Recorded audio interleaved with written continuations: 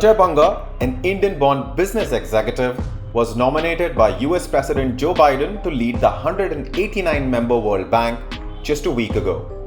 According to Russia's state-owned news agency TASS, Moscow has now initiated a campaign to prevent Indian-origin Banga from taking charge of World Bank.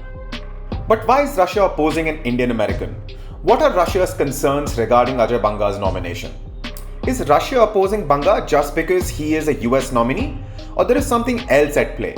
And more importantly, can Russia, which although is a voting member, can actually stop Banga from taking charge? According to a report from TASS, Russians were in discussions with colleagues from friendly countries to identify a replacement for Banga who would be the first World Bank president to be born and raised in India, if his nomination goes through.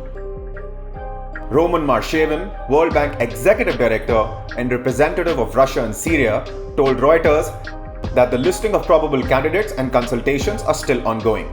He also said that the last decision over Banga's nomination will be made in Moscow. Marshevin refused to comment on the candidates Russia is considering as Banga's alternative, except sharing that 15 candidates are under consideration that include authoritative Russian financiers and world-famous economists, including former heads of international organizations and several ex-ministers of finance and heads of central banks of countries friendly to Russia. Born to Sikh parents, Ajay Banga did his schooling in India. Prior to migrating to the US, where he became CEO of MasterCard and also a US citizen, he had a distinguished career as a business leader working for US companies in India such as Nestle, PepsiCo and Citigroup. Banga is currently touring Africa. While talking to journalists, he said he's already received backing from Kenya, Ghana and India. Banga also has France and Germany's approval. Smaller countries like Bangladesh have also expressed their support for Banga. Notwithstanding the fact that the World Bank would accept international nominations until March 29th, Biden's nomination of Banga all but guarantees his appointment. Other nations have until March 29th to submit a different candidate. But given the enthusiastic support Banga has gotten from the US, Europe and a number of emerging nations, a challenger would have absolutely no chance of winning.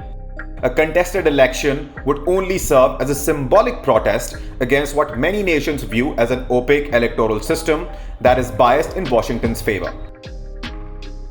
Russia's challenge seems especially bizarre because Russia is aware of the realities and its challenge is unlikely to amount to anything more than a symbolic protest.